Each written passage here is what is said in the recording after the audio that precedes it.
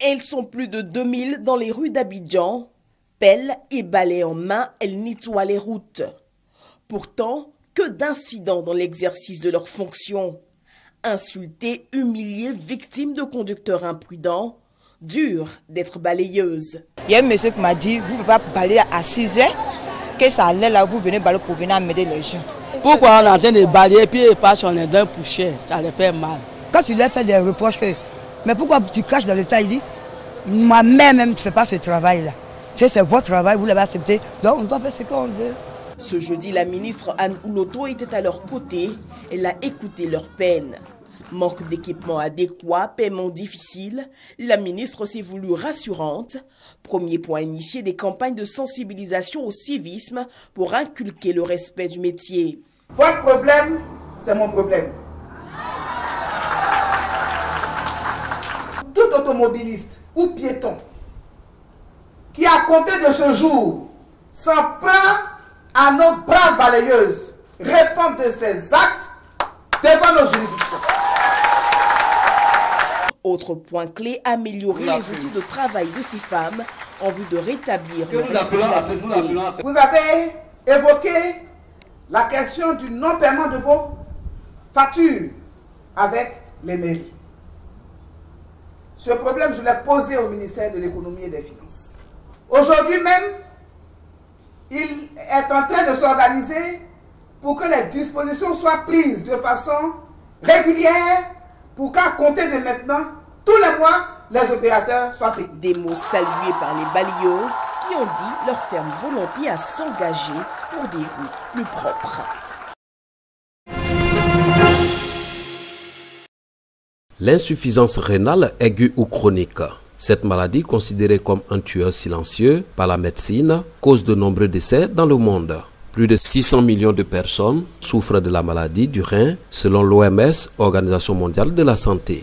Le taux de prévalence s'accroît toujours et risque d'atteindre les 17% au cours des 10 années à venir si rien n'est fait. Pour les acteurs de la santé publique, il est temps d'attirer l'attention de la communauté sur les conséquences de cette maladie. Des diarrhées, des angines maltraitées, des médicaments qui sont inadaptés à l'enfant et qui sont donnés à l'enfant alors que ce n'est pas la bonne posologie, peuvent entraîner une insuffisance rénale aiguë. S'il y a une malformation à la naissance, la bonne prise en charge de l'enfant peut lui éviter d'arriver à l'insuffisance rénale.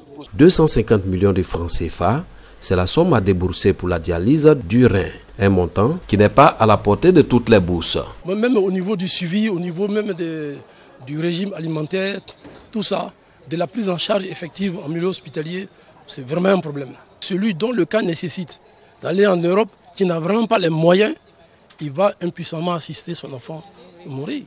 Donc ce que nous demandons au pouvoir public, c'est de faire en sorte que les enfants qui sont malades soient véritablement pris en charge. En Côte d'Ivoire, les personnes adultes malades du rein bénéficient d'une subvention pour leur prise en charge, ce qui n'est pas encore le cas chez les enfants qui sont les plus nombreux à être affectés par la maladie. La journée mondiale du rein, célébrée ce jeudi 10 mars, est donc une opportunité pour interpeller les décideurs sur l'amélioration de la prise en charge en vue de sauver des vies humaines.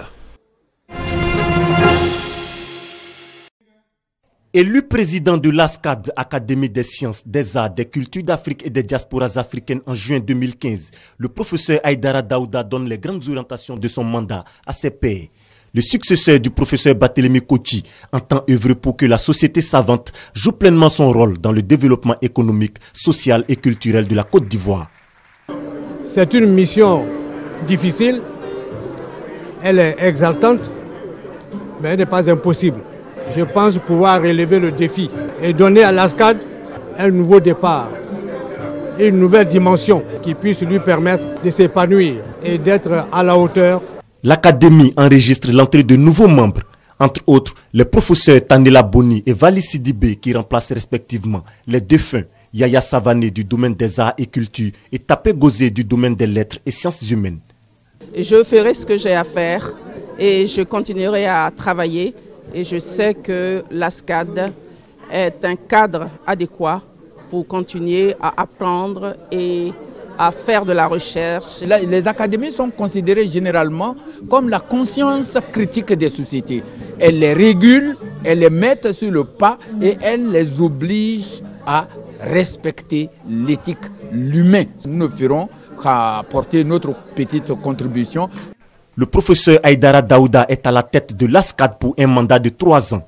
La nouvelle équipe est donc prête à relever plusieurs défis pour le rayonnement économique et social du pays. Plusieurs décennies à côtoyer les scènes du monde, celle du Massa a bien vibré le mercredi soir sous le doigté percutant du pianiste Relema.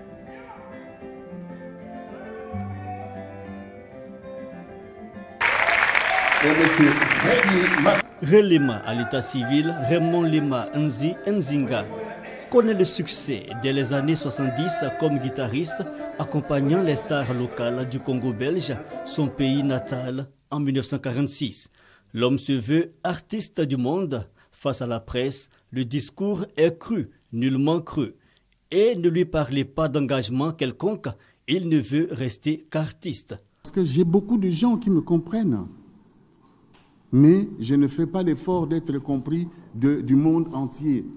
Que ce soit en Côte d'Ivoire, au Congo, ou bien au Canada, ou bien... Non, il n'y a aucun artiste qui peut avoir cette prétention. Relema, 20 albums de différents styles, son seul refus, être un donneur de leçons. Mais les recettes pour exister dans le métier, il les livre aisément. Il n'y a aucun artiste qui a tout. Ça n'existe pas. Il y a des choses qui vous manquent. Mais comment vous pourrez savoir ce qui vous manque si vous n'admirez pas l'autre en face? Jazzman de renom, Relema est franco-congolais. Il compose aussi pour le théâtre et le cinéma. Dans les rues surchargées du Caire, les traditionnels taxis blancs font face à la nouvelle concurrence des VTC. La compagnie californienne Uber s'est implantée fin 2014 en Égypte, tout comme la plateforme émirati Careem.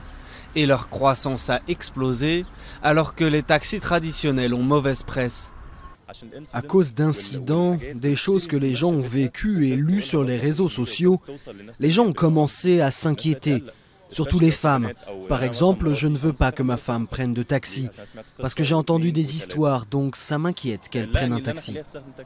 Dans une ville où les femmes sont régulièrement importunées dans les transports, Uber vend un service sûr. Et surtout, fini la mauvaise humeur d'un chauffeur qui enchaîne les cigarettes ou les négociations interminables sur le prix.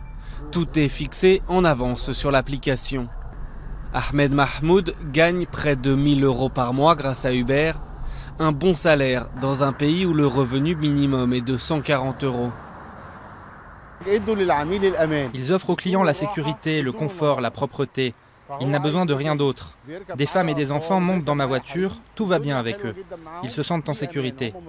Ils ont l'application sur leur portable et savent où monter et où descendre. Et s'il y a le moindre problème, il y a une entreprise qui leur répond. Cet ancien camionneur reste pourtant prudent face à la colère des taxis traditionnels. Les prix des courses en VTC sont bien souvent moins chers. Et les taxis dénoncent une concurrence déloyale et organisent régulièrement des manifestations. Il n'y a plus de vie pour les taxis. On tourne en rond, vide. Il n'y a pas de clients. Il y a 4 taxis derrière moi et ils sont tous vides. Et il y en a 2 vides devant aussi. Le statut juridique de ces plateformes reste flou, mais les autorités semblent pour l'instant fermer les yeux. Dans une économie en berne, Uber assure créer des opportunités d'emploi pour plus de 2000 personnes chaque mois et que 40% de ses chauffeurs étaient auparavant au chômage.